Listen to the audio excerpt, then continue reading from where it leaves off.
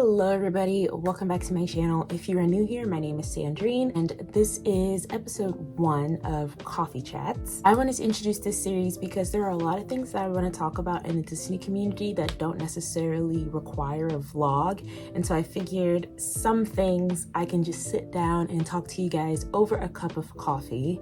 I have filmed this video before and it did not come out the way I wanted it to, so I am refilming this. So I am still drinking Expedition Roasters coffee. Again, this video is not sponsored by Expedition Roasters. I really love their coffee, and so the clip of me getting Expedition Roasters coffee is from the original version of this video, but this is a different day with a different cup. I am drinking their Hook's Revenge coffee.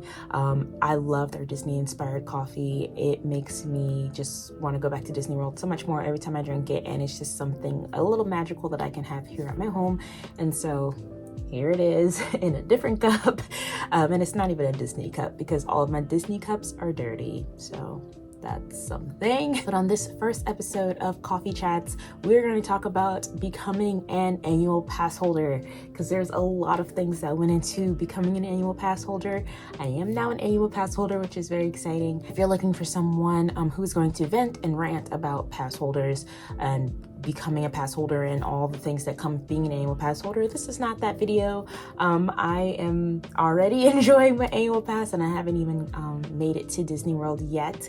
But in this video, I'm going to be talking about the process of getting my annual pass, because it was a process, and then some very fun upcoming things that I have planned because I'm an annual pass holder now. So if you are interested in today's coffee chat, definitely stay tuned and subscribe to this channel so you don't miss any current and future Disney travel and content. And let's get into the story time, because there is a lot that I have to tell you guys about becoming an annual pass holder. So Disney announced that annual passes would be back for sale. They were never sold out, they were just paused. And so they released a specific amount during the Panasonic, and then they paused the sales, and then they brought it back. They were announcing that they were going to bring it back. I believe they announced it on either Wednesday or Thursday of the week of Easter, somewhere around there. My days are a little fuzzy now because it's been almost a month, but I believe around that time. And then passes went on sale officially at I will say $650 on Thursday the 20th.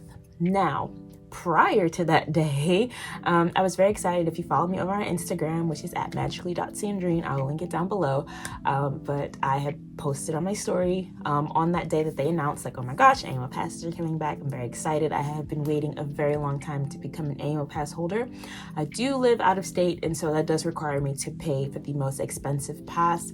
However, that pass has no blackout dates, and so essentially you can go to Disney World whenever you want without any restrictions in regards to going. Like, you could just go when you want to. It essentially is a year-long park ticket that you won't necessarily have to attach to a package, which I appreciate, and I'm already appreciating. I'm telling you guys, like, my upcoming summer trips to Disney World are very exciting because I now am an annual pass holder. The following week, it was like lull week, so there was nothing going on that week in terms of like Disney news and per se, but I follow a lot of Reddit posts. I highly recommend you follow, get into Reddit and follow Disney Reddit posts. I think it is much calmer than Diz Twitter. I really do not like Disney Twitter, but I love Disney Reddit because it's actual day guests who are giving their opinions and advice, and it's just random conversations, and it's really fun. You can also get a lot of Disney tea over on Reddit, and so I was following the annual pass holder Reddit post, and a couple of people had commented and said that they had called Disney, and the cast members had said that annual passes would not be on sale no earlier than 7 o'clock on that Thursday, April 20th. It was later announced 2 days before the 20th, so the 18th, that Disney had officially announced that annual passes would not be on sale no earlier than 6 o'clock Eastern Standard Time. Keep both of those times in mind, because it's expensive. So when Disney announced that that was going to be the time that passes were going to be available, I was very excited because I was like, okay, I can get in the queue before work, buy my annual pass, and then go on about my day.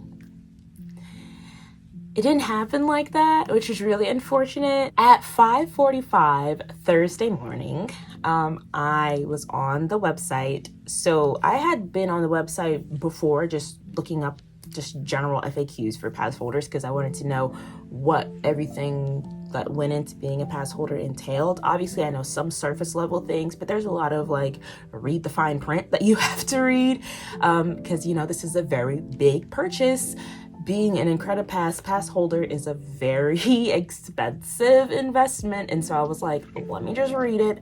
And so I was already on the website. At 5:45, I had logged in and it had booted me out of that annual pass holder page, and it actually had the Seven Dwarfs, hi ho, we're doing website improvements at 5:45. I have screenshots and screen recordings from that morning that I will put here sporadically so that you guys can feel my pain. The only reason why I bought my annual pass on the 20th is because Disney had announced that the passes would be limited and that they could sell out, and which is the thorn on Disney's behalf because, like myself, I have been waiting so long to become an annual pass holder and I go so often, it just makes sense for me to have that pass.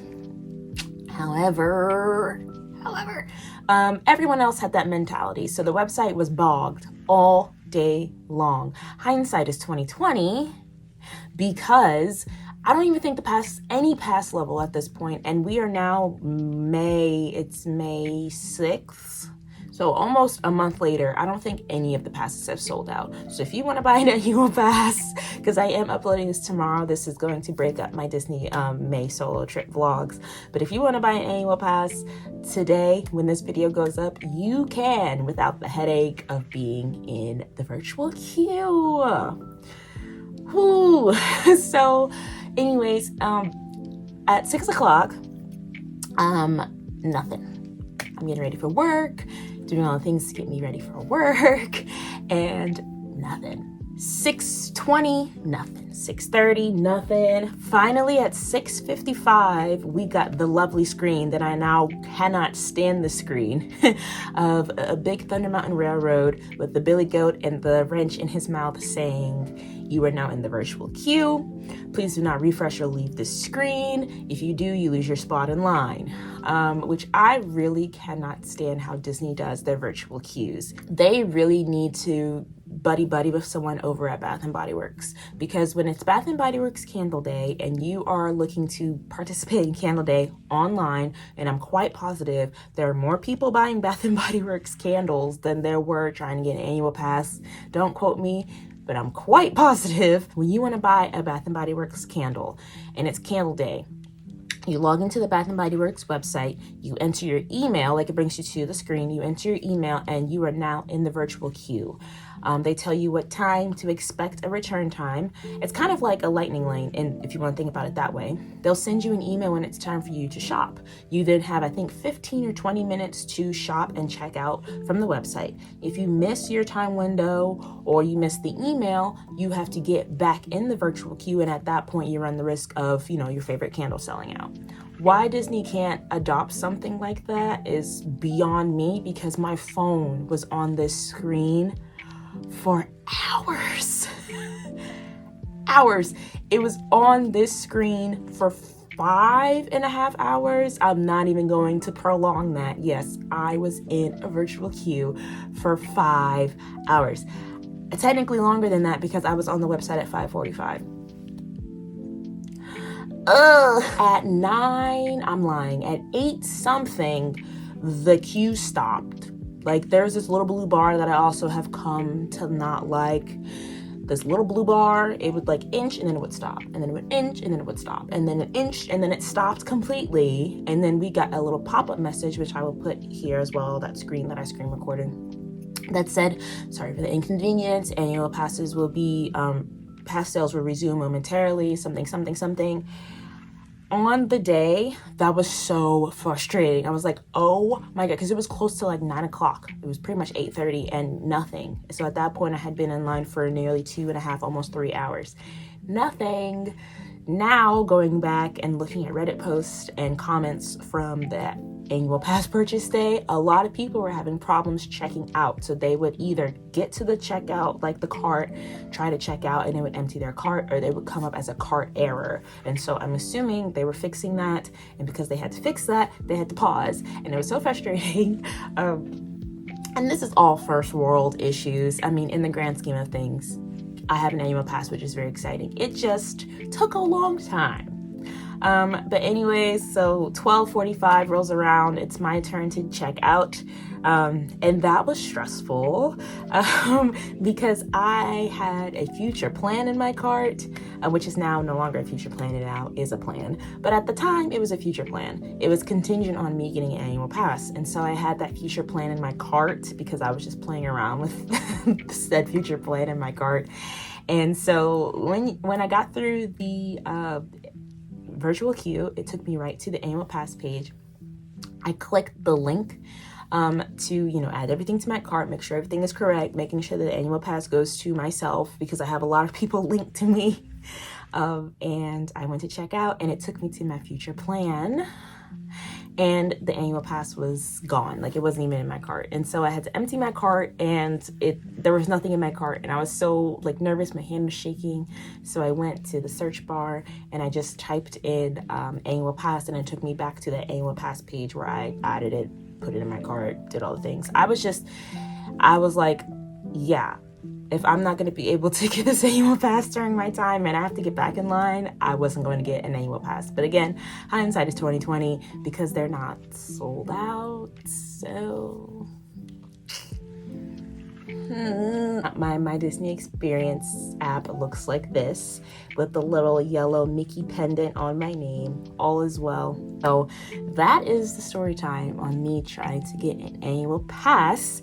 And with that, let me go ahead and tell you guys all of the wonderful things I have upcoming because I'm now a pass holder. At the time of me becoming an annual pass holder, I will say prior to that, I already had a really big, really special, really expensive trip planned for July. I have an event in July, and so I was debating on if I was going to go, but ultimately I just decided I was going to book the trip and book the Disney trip. So tag the Disney trip in front of my event. And it's July, it's busy season, and I try to avoid Disney World as much as possible in the summertime. For that week, I was going to be spending 4 days in the parks and then 3 days at my event, and then I was going to go home. And I knew that I was going to be spending a lot of time at my resort because it's busy season. And so I had booked a package, staying at a deluxe villa, which is very exciting. It would have been my first time staying at a deluxe villa, at a deluxe resort. I had been toying around with buying DVC. That's not gonna happen for a little bit, but I was like, this would be the perfect time for me to experience what it's like staying in a DVC deluxe villa. So I was going to be staying at the Copper Creek Villas at Wilderness Lodge. Very excited to be able to take the boat over to Magic Kingdom. Being a Magic Kingdom resort, Wilderness Lodge is beautiful. I love Wilderness Lodge. But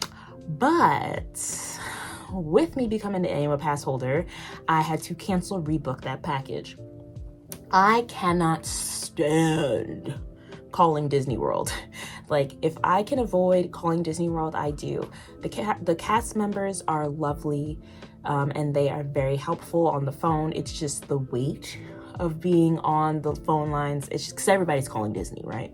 So if I can do things online, I will. And so I rebooked online on my own, which is a different process as well.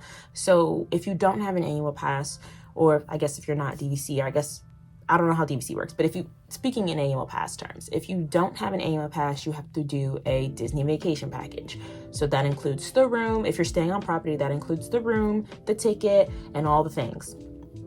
And there are coupons for general guests as well, but if you're an annual pass holder, you only book the room. with the vacation package, and if you're not an annual pass holder, you have to have that package paid off 31 days before you arrive, 30 or 31 days before you arrive. Annual pass holder, you buy your room the day you check in. So that was different. You just have to put down like a deposit. I don't know how much percent, I didn't calculate that, but you just have to put down however much percentage on the room to secure your room. And then the day you check in, the entire money for the room is due. And that was different from what I've been used to when securing a package. And it was a blessing and a curse. The curse was I lost that room reservation because I couldn't just take off the park tickets because it was a part of a package. So I had to let go of the room. In me letting go of the room, that room was not available for me to purchase again. Like, it just was gone. I was super bummed because I lost that room. However, Epcot is my favorite park, and I have always wanted to stay in the Epcot resort area. I spend a lot of time at Epcot. It just never was on the cards for me to stay in the Epcot resort area until becoming an annual pass holder. As an annual pass holder, you get at least 30% off of your hotel. And in a future trip that I will tell you about in just a second, I got even more percent off of the hotel. But for this specific July trip, I got 30% off all hotels. That made Epcot resorts a lot cheaper. And so that gave me an opportunity to once again book a deluxe villa. So I'm still doing a DVC deluxe villa at half the amount of my previous deluxe villa. And I'm also staying in the Epcot resort area at the Boardwalk Villas. I'm so excited. I'm so excited because I've never been to the Boardwalk. I've ridden by it on the friendship boats, but I've never been to the Boardwalk. I also have never stayed at the Boardwalk. I've never seen the Boardwalk Resort. And so I'm excited to be in that area. I'm excited to be footsteps away from Epcot as well as Hollywood Studios, but we all know how I feel about Hollywood Studios. But I'm excited to go to Epcot and excited to just be in that area. I am extending my vacation, so I'm doing the first 4 days at Disney World at the Boardwalk Villas.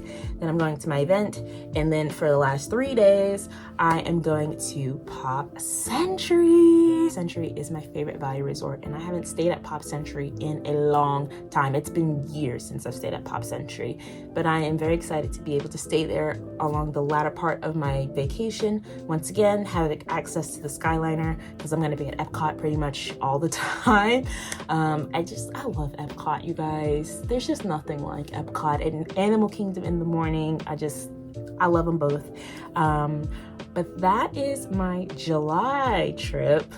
And so I really wanted to go to Mickey's Not So Scary Halloween Party. I've never been to Mickey's Not So Scary Halloween Party ever. And so I was like, oh, if I have the opportunity to go, I will go, but I'm not going to make it like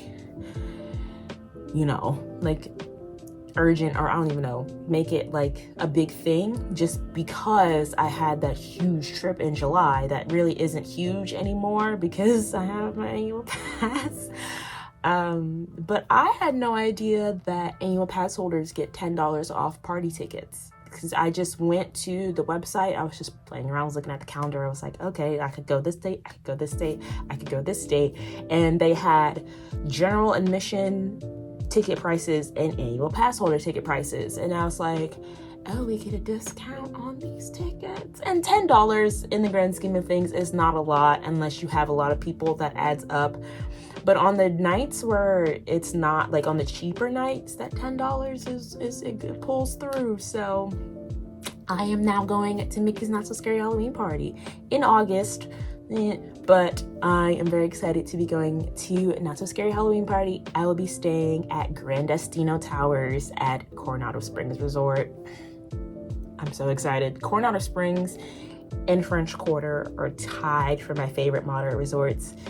French Quarter inches a little bit over Coronado because they have the beignets, and because it's so walkable, and because it's so small, and because it's so beautiful and so quiet and all of the things. But Coronado Springs, there's just something about Coronado that's just, I don't know. I don't know how to explain it. If you've been to Coronado, you know that's a terrible way to explain things, but I've never stayed at Gran Destino, and so I'm excited to be able to stay at Gran Destino. Going to Mickey's Not So Scary, and also other things. I believe that is a 4-day, 3-night trip in August that I will be taking. And those are my 2 upcoming trips, which means more content for you guys here on YouTube as well as over on Instagram. So if you're not over on Instagram, you definitely missed out. I asked my followers to give me suggestions for Halloween costumes because I had no ideas. And so I got a couple of suggestions, and I am going with one of the suggestions that I got, which I'm very excited. I'm starting to piece together that costume. Definitely follow me over on Instagram because you get real-time Disney content you wouldn't get here on YouTube because, you know, I have to edit and do all the things. This is probably going to be the most current video that I have here on my YouTube channel because obviously all of the videos that you guys have seen have been from March and it's May. But that's pretty much it, you guys. I'm very excited and I'm very, very, very, very fortunate to have an annual pass now. I'm definitely going to reap the benefits of an annual pass and definitely make it worthwhile. Thank you guys so much for watching this first episode of Coffee Chats. If you have any other recommendations for coffee chat topics or things that are happening in the Disney community, definitely leave them in the comments down below. I would love to talk about them over a cup of coffee. And hopefully I don't have to film the video twice. Thank you guys so much for watching this video. Don't forget to like and subscribe for current and future Disney travel and content. And I will see you guys in the Epcot portion of my March solo trip vlog. Bye.